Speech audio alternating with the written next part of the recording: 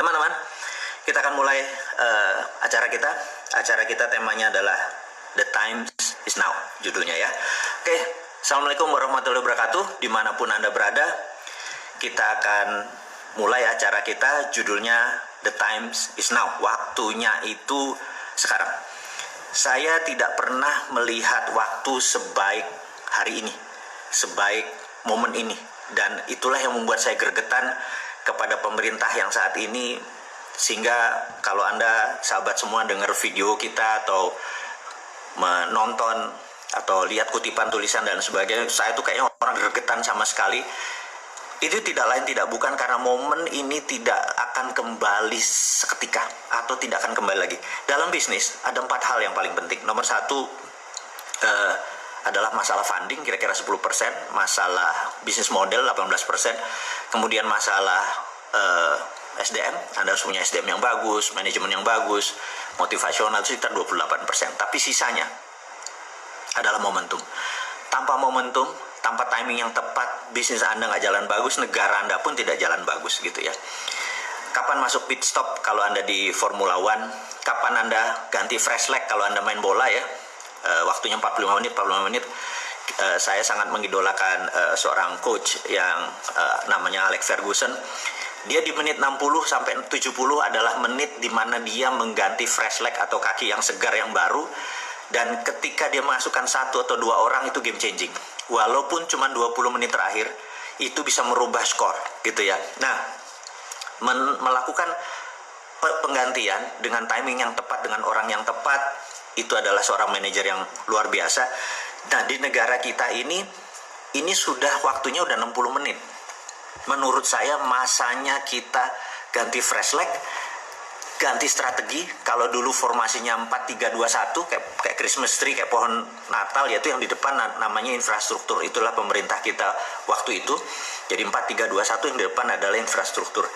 Tapi sekarang ada COVID, sekarang ada deglobalisasi, sekarang ada trade war yang semakin meruncing.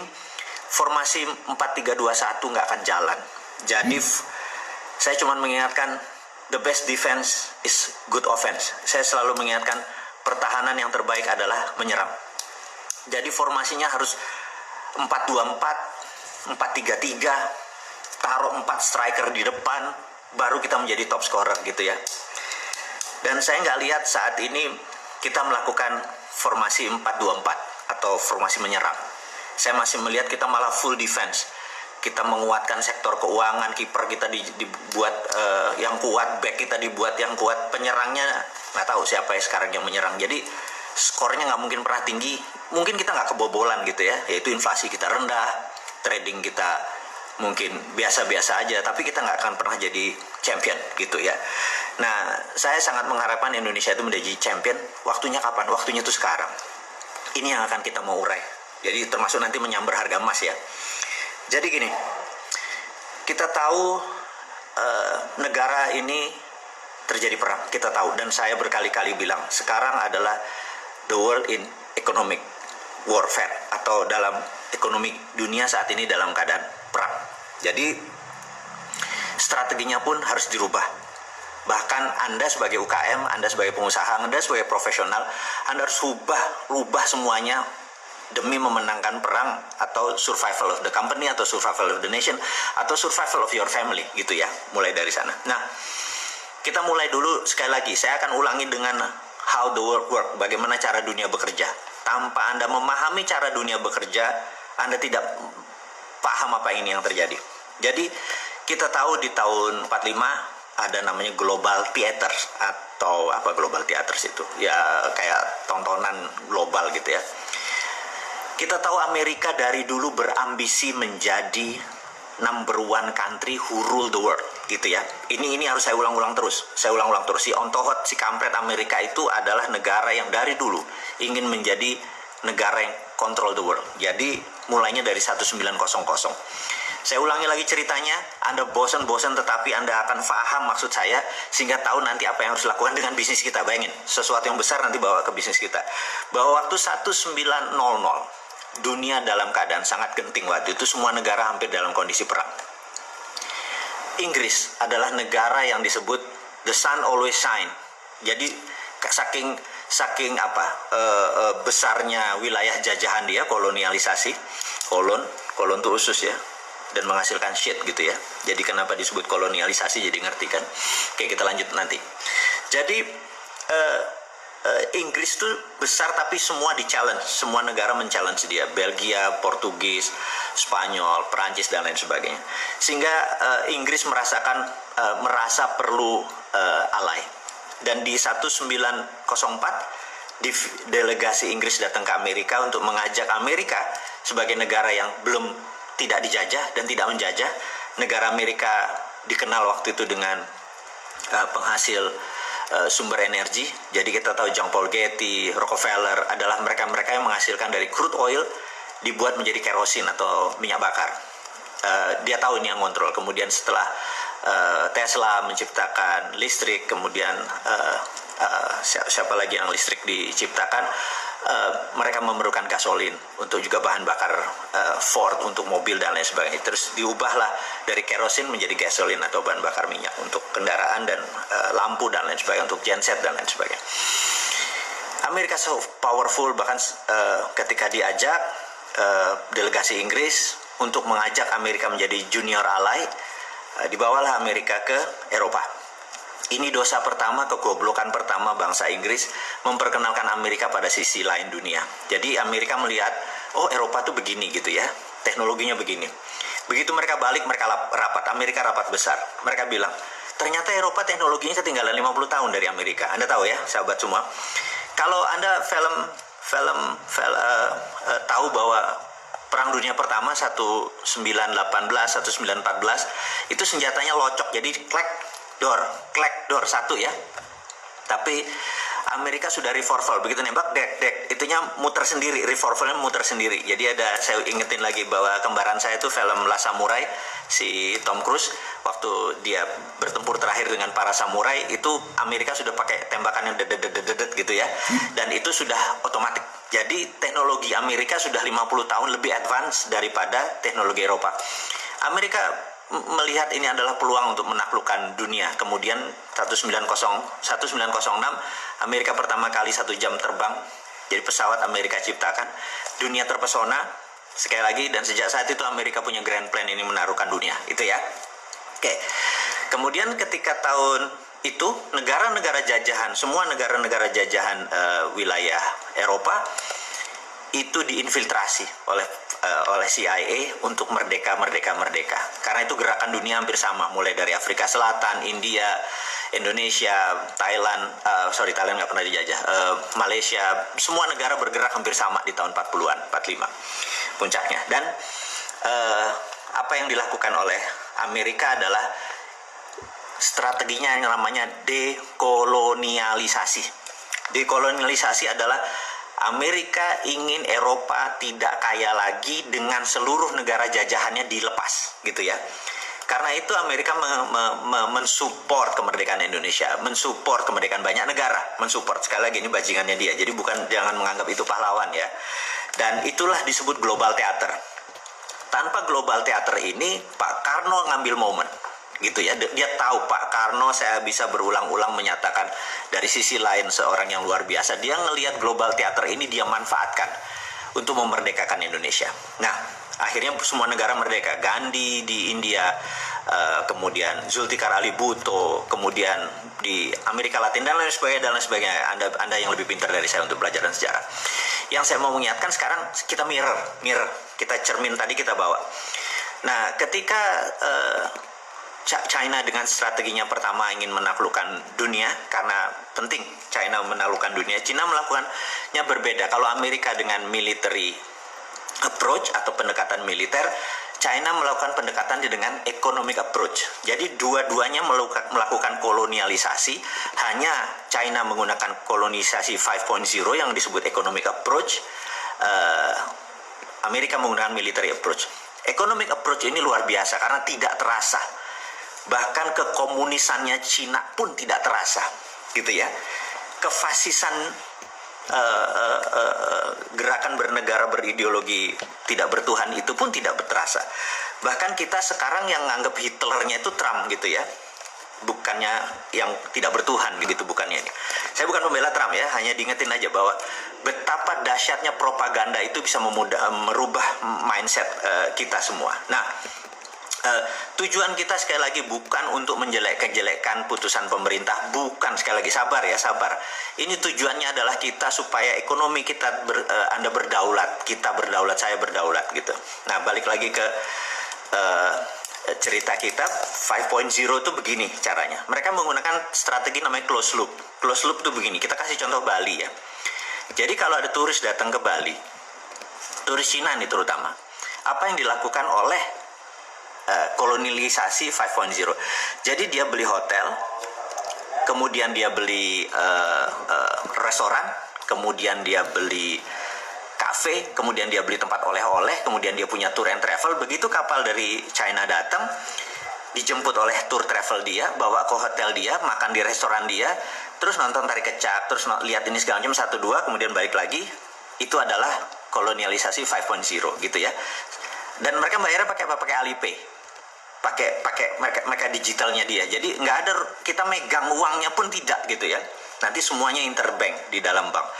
Balik, itulah 5.0. Anda udah tahu, saya ulangi berkali-kali, tapi ini demi pemahaman saya harus ulangi berkali-kali. Kemudian apa yang dilakukan oleh misalnya di Sulawesi Selatan ada perusahaan tambang, itu juga sama, mesinnya dari Cina, produknya dari Cina, teknologinya dari Cina, uangnya dari Cina, TKA-nya dari Cina, bayar pun pakai yuan gitu ya. Jadi yuan mendadak menjadi cadangan devisa. Saya bilang kok bisa ya segitu naifnya kita menerima cadangan devisanya kita pakai yuan gitu ya. Dan saya sih nggak setuju. Tapi monggo ya Pak, kalau pemerintah ngambil itu sebagai sebuah kebenaran versi dia, mereka bertanggung jawab. Kita cuman sisi lain, the other flip of coin, sisi lain dari koin kita lihat kan, bos ini bos gitu ya. Nah itu adalah close loop.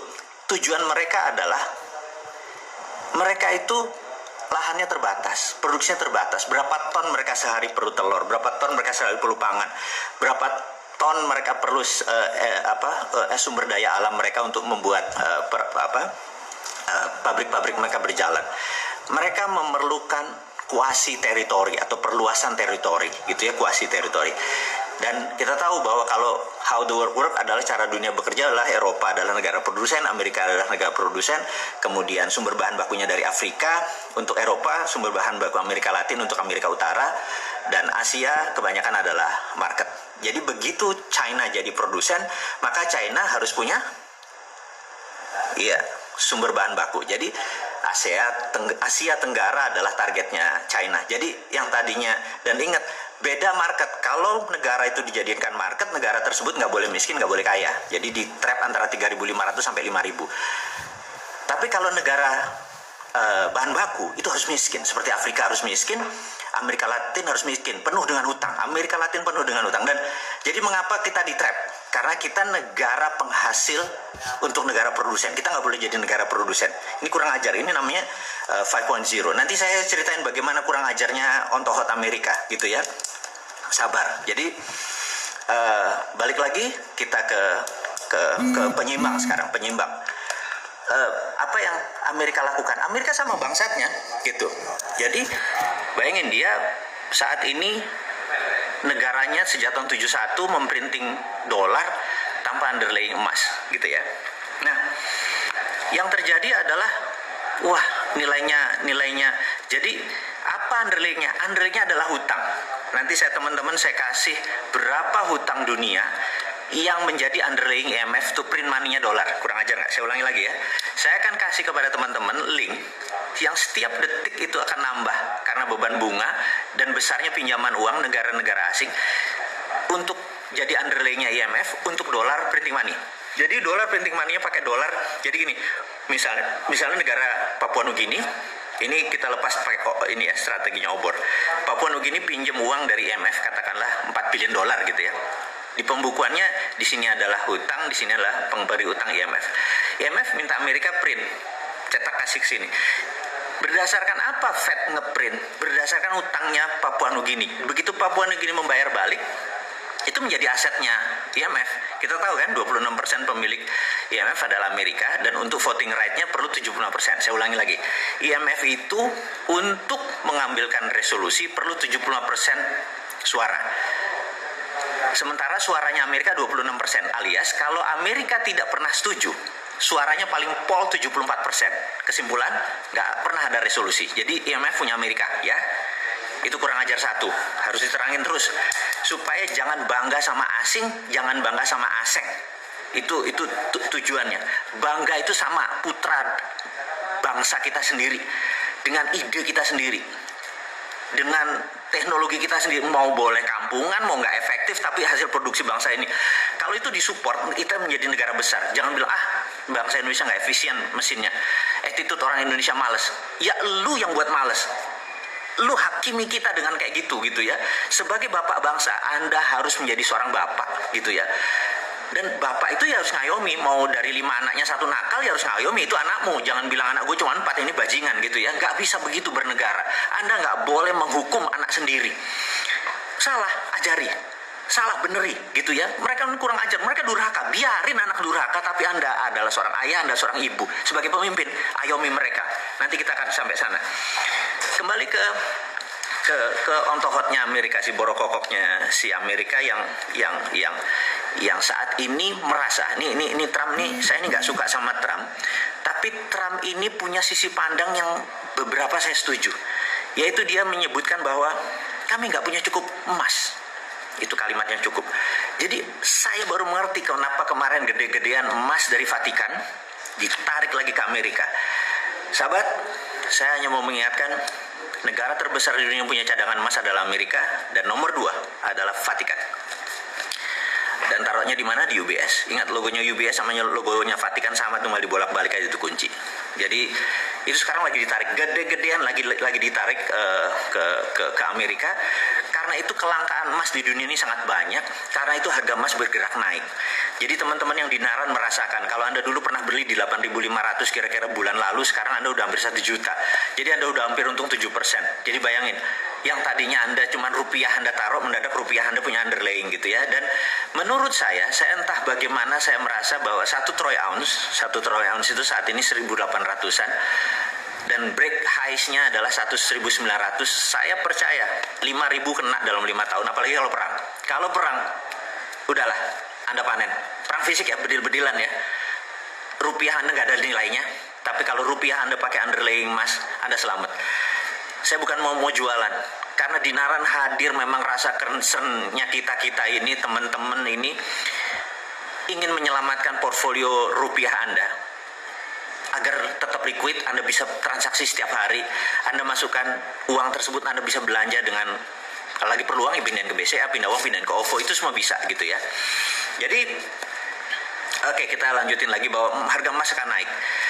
Ya nggak naik tuh nggak langsung besok naik gitu ya, nggak begitu. Naik itu ada trennya, trend is our friend, ada turun-turun sedikit gitu ya. Begitu harga rendah sedikit Anda langsung beli, Anda simpan aja, dan portfolio Anda bisa keluar setiap. Anda bisa nolkan kok di rekening Anda. Kalau Anda punya 20 juta, Anda mau transaksi, Anda perlu beli DP motor atau beli DP mobil, bayarin aja semua, nggak masalah. Tapi in the meantime, pada saat ini rupiah Anda tercover gitu ya. Ini adalah terobosan saudaraku, sahabatku semua dimanapun Anda berada. Di Naran is the only one debit card berbasis backed by gold di dunia. Dan saya ucapkan terima kasih kepada Bank Indonesia dan Bang Arta Graha yang mensupport kita semua sebagai kustodian, di mana emasnya ada di sana, di mana semua banking sistemnya semua ada di sana, karena bisa menerima sebuah financial revolution yang kita lakukan, bukan sekedar wacana harus begini, tapi di Naran itu hadir untuk sahabat semua, untuk Indonesia gitu ya. Oke, karena apa? Karena harga emas akan naik, apalagi kalau dibalikin lagi, Amerika akan memutuskan bahwa percetakan dolar akan menggunakan underlying emas, dan itu mungkin dilakukan. Jadi sekali lagi, saya akan mengurai dengan rinci mengapa hal itu terjadi di harga emas. Sekarang saya mau ngecek dulu ini jam berapa. Oke, sahabat semua, kita akan masuk ke global theater tadi. Jadi saat ini ada 70 negara terikat dengan obor, one belt, one road. Semua di belt diikat dengan satu, roadnya ke Beijing semua. Jadi cara dia memprinting yuan adalah berbasis project di negara orang. Saya ulangi lagi ya, IMF memprinting money dolarnya menggunakan project di negara lain, dan itu sekarang ditiru oleh obor One Belt One Road-nya dia. Jadi negara-negara 70 negara, ada Pakistan, ada Sri Lanka, Papua Nugini. Mungkin 60% portfolionya diambil oleh obor tadi. Jadi dia ngeprint yuan berbasis project di negara lain gitu ya. Nah, apa yang Amerika lakukan adalah Amerika mau melakukan deoborisasi. Jadi dia mau cara membuat miskinnya proyek obor itu adalah deoborisasi. Jadi kalau Trump menang, menurut saya Cina lewat gitu. Tapi Trump ini compang-camping sekarang karena globalis cabal. Si kaum Bilderberg sangat benci sama Amerika karena globalis cabal itu sudah kawin sama Partai Komunis Cina, sehingga seluruh proyek globalis semua ada di Cina. Jadi sekali lagi, ini menarik nih. Cina pasang badan sebagai underlying, sebagai pondasi dari seluruh globalis cabal. Cina bermain karena globalis senang sama negara otoriter. Gitu, dia nggak senang sama negara demokrasi. Otoriter kan suara pemimpin langsung diikuti suara rakyat nggak mau disikat rakyatnya gitu ya, dan itu anti demokrasi gitu. Nah, globalis cabal ini anti kemanusiaan, mereka mendukung aborsi, mereka mendukung LGBT gitu ya. Sementara itu bukan portfolionya Bosman. Portfolionya Bosman adalah kita mendukung life, kita anti aborsi, orang aborsi kita nggak boleh, kita nggak mendukung LGBT dan lain sebagainya. Dan ini mau clear, saya mau katakan. Jadi sekali lagi, Indonesia harusnya bagaimana gitu ya. Saran saya, Indonesia adalah tidak ke Amerika, tidak ke Cina, tapi bukan netral. Sekali lagi, ini harus diingat nih. Netral itu artinya nggak ada posisi. Nah, kita harus ambil posisi. Jadi saya berharap Indonesia ke depan memanfaatkan konflik kisruh ini. Saya udah pernah cerita tentang choke point. Sekarang kita nggak bicara itu. Kita ada lagi untuk menyelesaikan masalah itu adalah, nah ini. Jadi sahabat semua, kira-kira 2 minggu yang lalu saya membuat video yang ternyata sangat menggemparkan karena video itu adalah The Secret Meeting That Changed Indonesia, di mana saya terinspirasi dengan peristiwa tahun 89, di mana ada The Secret Meeting That Changed China, di mana China merubah center of gravitatis atau pusatnya dari menjadi independen, menjadi tidak bergantung pada IMF. Dia punya ukuran sendiri, dia punya hukum dagang sendiri, dia punya meteran sendiri, dia yang dia lakukan dan membuat China sebesar sekarang. Dan itu sebenarnya saya sangat terinspirasi dengan China, bahwa Indonesia waktunya sekarang. Kenapa waktunya sekarang? Saya mau terangin. Nomor 1, 2 negara lagi perang, dan ini adalah perang benar-benar pasti terjadi. Dan begitu mereka memenangkan perang, misalnya Tiongkok memenangkan perang, ya sudah, dunia akan rule by Tiongkok. Kemudian kalau Amerika menang, ya rule by Amerika gitu ya. Dan kita tahu bagaimana Amerika rule the world-nya gitu ya. Nah, sekarang who will win? Pertanyaannya, siapa yang akan menang? Dimanapun perang panjang syaratnya ya. Kalau perangnya panjang, dua-duanya hancur gitu ya. Maka itu saya mungkin orang yang paling aneh mengharapkan ini perang fisik, benar-benar tembak-tembakan, dan perangnya lama, dunianya hancur dua-duanya. Ini kesempatan kita unggul. Itu satu. Yang kedua adalah kita ini mau mengingatkan Pak Jokowi. Pak Jokowi, Anda orang paling beruntung sedunia, di mana Anda saat ini mempunyai suara di partai itu lebih dari 60%, bahkan saya menduga lebih dari 70%. Kalau Anda udah dapat 70%, 2/3 suara lebih, Anda absolut. Dan ini bagus. Kenapa bagus? Karena kalau politiknya gonjang-ganjing, Anda nggak kontrol, Anda tidak bisa melakukan apa yang akan kita sarankan. Ya, jadi saya ada 2. Nomor 1, kenapa saya sebut time is now gitu ya. Pak Jokowi nggak bisa, saya sengaja sekarang bicaranya kepada pemimpin tertinggi yang secara sah Anda berkuasa. Saya mau mengingatkan, Pak, ini perang gitu ya. Perang ini Anda harus ubah seluruh pemainnya yang jago perang gitu. Percaya saya, kalau Anda masih pakai tim yang lama bukan tidak dipakai, tapi Anda harus punya tim cadangan baru yang untuk menggunakannya.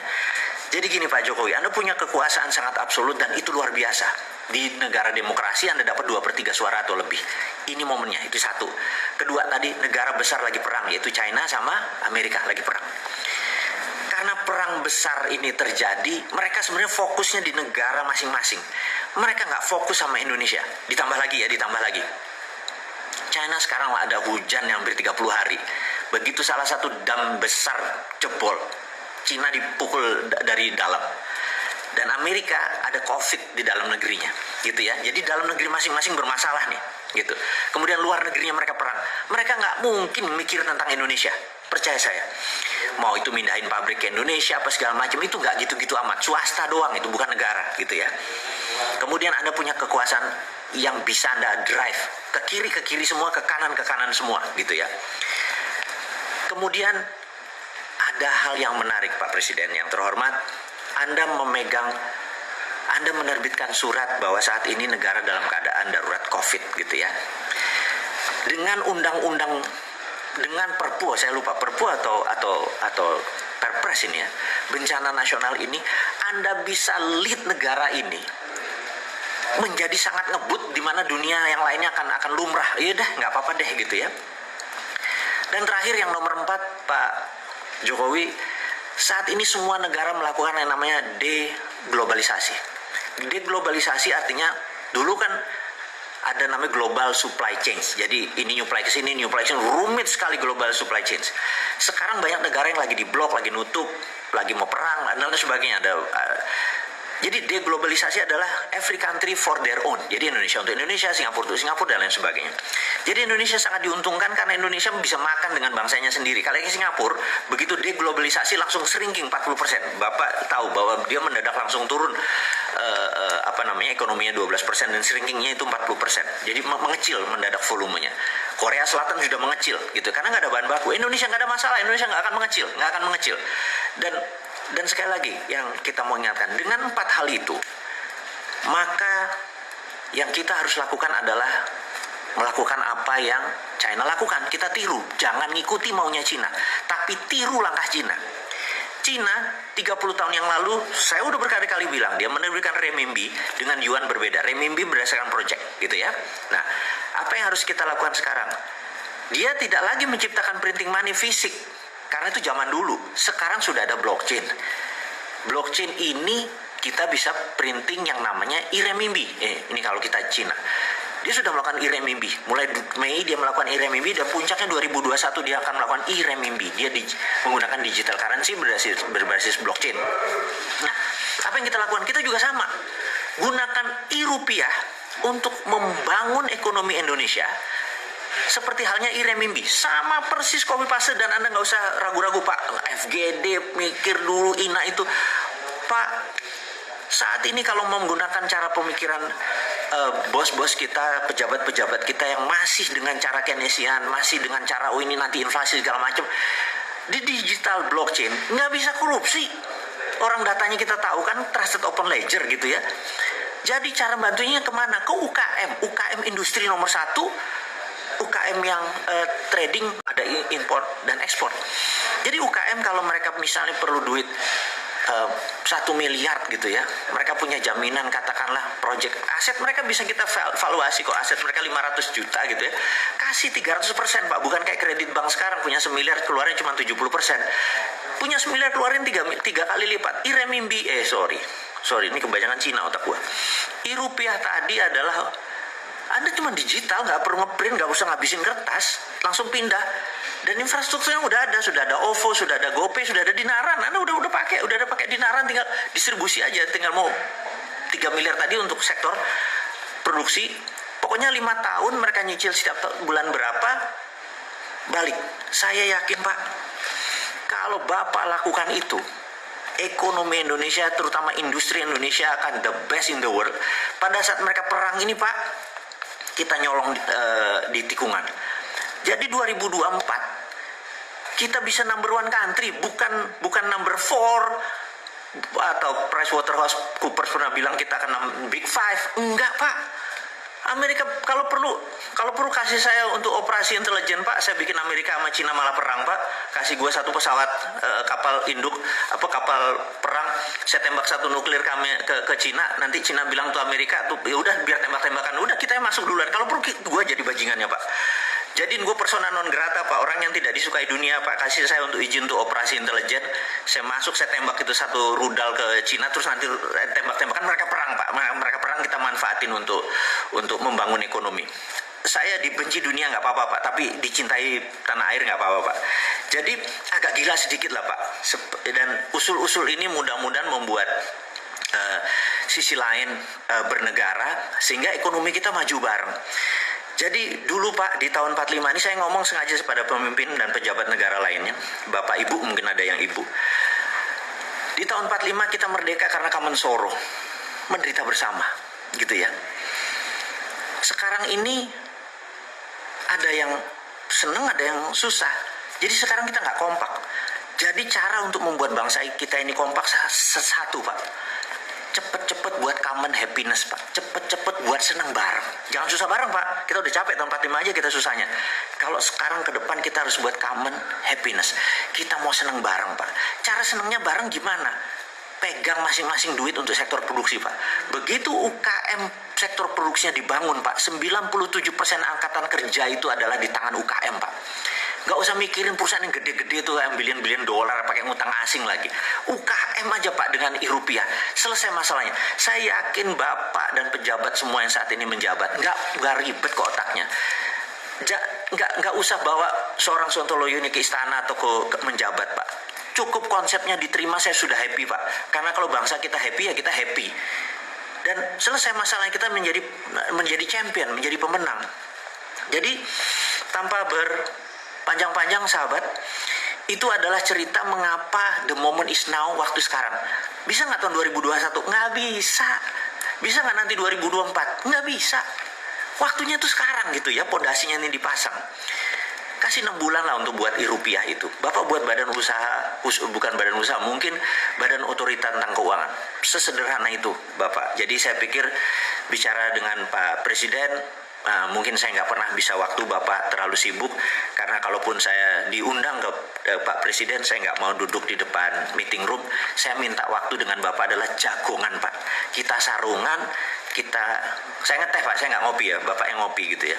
Jadi kita jagongan Pak, ngomong santai Pak, nggak ngomong struktural, kita ngomong santai. Jadi kalau itu dilakukan saya mau Pak, ketemu panjenengan, kita ngobrol ngarol ngidul, terus sharing, dan saya sederhana Pak orangnya Pak. Saya nggak minta jabatan, saya minta Bapak yang melaksanakan karena Bapak megang mandat untuk menerbitkan e-rupiah. E-rupiah itu solusi. Semua infrastrukturnya ada Pak. Dan saya tahu tim Bapak kuat gitu ya. Oke, kita udah cerita untuk Pak Presiden, sekarang kita untuk sahabat semua yang ada di rumah, bahwa sahabat semua, kita tahu bahwa Singapura sedang resesi dan Korea Selatan sedang resesi. Apakah kita resesi? Percaya saya, beda Indonesia. Indonesia itu saya nggak melihat, karena gini, saya punya beberapa sahabat, saya punya organisasi, usaha dan semacam. Kita udah review di selama corona, ternyata hampir turun penjualan itu kecil sekali. Dan kebanyakan yang turun karena di masa COVID, boleh jujur, ini saya sesama pengusaha kita share, bahwa ternyata di bulan-bulan sebelum corona, di November, Desember itu memang sudah bergerak turun. Jadi saya ngobrol sama teman-teman, saya bilang, lu banci kalau lu mengatakan gara-gara corona bisnis lu turun. Jujur deh, bahwa sebelum corona lu udah turun kan? Iya. Nah, itu sahabat semua, bahwa sebenarnya sebelum corona ada yang sudah mulai bergerak turun. Itulah yang kebanyakan yang kena. Tapi kalau yang sebelum corona biasa-biasa, setelah corona turun sedikit, habis itu naik lagi sekarang gitu ya. Nah, jadi ke depan jangan takut teman-teman, gaspol aja semua. Jadi apapun usaha Anda, gaspol, Anda produksi gaspol aja gitu ya. Nah, saya ingin menceritakan sedikit apa yang membuat saya exciting gitu ya. Jadi saya bersama beberapa teman nanti akan membuat suatu bidang baru. Sekali lagi, ini udah nggak bicara geopolitik, kita bicara bisnis dulu, karena saya pengen menolong teman-teman UKM ini dengan aksi nyata gitu ya. Teman-teman, kita tahu kalau kita beriklan, menggunakan keluar uang di Facebook Ad, kita ngulang di IG, mengeluarkan uang di TV, dan itu biayanya mahal. Dan ada tempat yang luar biasa yang tempat tersebut murah, tapi saat ini belum dikelola dengan benar. Jadi rencana kita ke depan, kita akan punya platform baru di mana jualannya adalah numpang di para selebriti. Selebriti ini anggap kita ambil sahabat saya namanya R aja. 1 bulan itu 300 juta viewer dia, gitu ya. Kemudian ada A, ada G, gitu ya. Ada beberapa A, ada S gitu ya. Saya lihat namanya ada D. Terus kalau di total ternyata lebih dari 600 juta viewer per bulan. Dan Anda tahu kalau 600 juta itu viewer TV mana? TV itu kalau rating 3 itu penontonnya 3 juta gitu. Kalau net TV ya 1, gitu juta. Ini kalau ratingnya 60 jadinya gimana? Yang nonton 600 juta gitu ya. Gitu ya. Nah, dulu kalau beriklan sama mereka sebagai endorser Anda bayarnya mahal. Percaya saya. Dengan 2 juta sekarang mereka mau. Gitu. Dengan 5 juta sekarang mereka mau. Dan Anda di view sama 5 juta orang. Ini terobosan karena yang kita lakukan adalah demokratisasi produk. Jadi daripada mereka beriklan 1 orang bayar 50 juta untuk jadi endorser ke dia, dia mau terima 2 juta tapi sekali ngiklan ada 20 perusahaan, dia dapat 40-50 juta juga, kali 30 hari dia 1,5 miliar juga. 1,5 miliar juga. Anda mulai paham maksud saya. Dan kami akan buat apps-nya. Ini semua akan menjadi terobosan karena mereka concern atau mereka peduli dengan sahabat semua UKM ini. Jadi sekarang Anda beriklan boleh dengan Facebook Ad, boleh dengan TV nasional, tapi ini kita akan menjadi the new MCN, namanya multi channel network. Jadi kita bisa pakai seluruh sosial media dan harganya demokratisasi. Anda mulai ngerti maksud saya? Ya, nanti surprise selalu berlanjut. Jadi harus ada sesuatu yang baru dari Bosman. Dan Anda lihat foto-fotonya udah mulai lihat, oh sama ini ya mau join, sama ini mau join. Jadi kalau top 20 trendsetter di dunia sosial media mendadak bekerja sama-sama kita dan mereka mau melakukan demokratisasi, produk Anda kira-kira bakal laku apa enggak? Itu aja jawabannya. Dulu Anda masang iklan tuh 20 juta per 20 detik di TV nasional. Penontonnya berapa? Anggap acara yang paling top, paling juga 5 juta gitu. Sekarang Anda dengan harga yang lebih murah, lebih mungkin cuman 30%-nya Anda bisa mengiklan. Anda mulai kebayang ya apa yang akan kita lakukan. Dan ini semua kami ciptakan adalah untuk teman-teman semua agar menjadi berdaulat. Jadi ini adalah new konsep, new business model di mana market share-nya atau viewer-nya lebih besar dari TV nasional. Terobosan, dan kita terus menciptakan konten-konten. Sekali lagi kita nggak menciptakan konten, mereka yang punya konten dan mereka yang ciptain konten. Jadi talent sudah ada, konten sudah ada, tinggal Anda produknya mana gitu ya. Bapak, Ibu, sahabat semua, Anda mulai kebayang bahwa bisnis jadi simpel kalau sama Bosman, dan syaratnya adalah murah tapi demokrasi, murah tapi banyak gitu ya. Jadi budget Anda mengiklan, katakanlah sebulan berapa, Anda pasti mengiklan. Kalau Anda punya produk, Anda pasti mengiklan gitu ya. Dan kalau iklannya misalnya dulu Anda keluarkan 10 untuk mendapatkan 30, sekarang kalau iklannya diturunkan jadi separuh tapi itunya naik 2 kali lipat, Anda mau nggak gitu? Dengan apa? Platformnya ini yang kita gunakan adalah bergabung dengan teman-teman yang merupakan konten terbaik. Jadi mudah-mudahan kebayang apa yang akan kita lakukan, dan itu semua nanti kita akan bicarakan pada saat Bosman Expo. Ini ada surprise buat Anda semua. Dan berikutnya yang akan kita bicarakan adalah saya akan menantang teman-teman untuk membuat TV channel baru atau YouTube channel baru. Dan kita akan saya akan minta konten-konten Anda, saya akan menantang konten Anda untuk mengisi. Saya cuma ngasih pengandaian gini, kalau kita punya 50 channel nih, kalau kita bersama-sama, ada berapa orang nih sahabat kita sekarang, 12.000, yuk kita buat channel bareng-bareng ya. Kalau kita punya 50 channel di YouTube, dan kita ngambil dari AdSense saja, ngambil dari iklannya aja, 50 channel, di mana satu hari viewernya 100.000 aja, gitu ya. 100.000 bukan angka yang ajaib. Ada cara banyak untuk kita beramai-ramai untuk membuat 100.000 viewer per konten kita. Jadi kalau 50 acara atau konten ditonton 100.000 sehari, itu 5 juta per hari, dikalikan 30 hari, itu 150 juta. 150 juta viewer, itu dari AdSense antara 2 sampai 3 miliar. Ada yang mau ikut?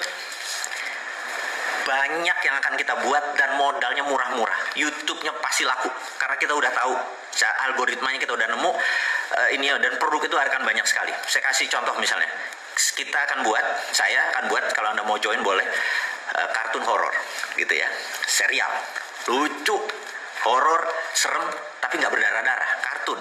Musiknya bagus, ini bagus, murah biayanya gitu ya. Ini saya kasih contoh. Kemudian kartun Kapten Dinaran, bentar lagi akan launching. Itu murahnya meminta ampun. Jadi saya encourage bahwa di rumah Anda bisa punya sektor produktif, yaitu mengaktifkan YouTube Anda dan gabung dengan kami supaya kita punya multi channel network. Karena di belakang kita adalah teman-temannya. Jadi gini, kita harus berjamaah, kita harus sama-sama, kita harus gandengan. Dengan gandengan bersama-sama itu namanya demokratisasi. Kita menjadi bareng-bareng dan apa-apa jadi murah gitu. Apa-apa jadi bareng-bareng. Coba kalau Anda mengiklan ke satu orang, katakanlah seorang artis cewek terkenal, ngiklan di tempat dia bisa 50 juta dan belum tentu dapat 1 juta yang lihat. Tapi kalau itu dipecah di 10 artis, termasuk Anda punya YouTube channel, mungkin dengan 20 juta penontonnya udah 2-3 kali lipat, mungkin dengan 10 juta.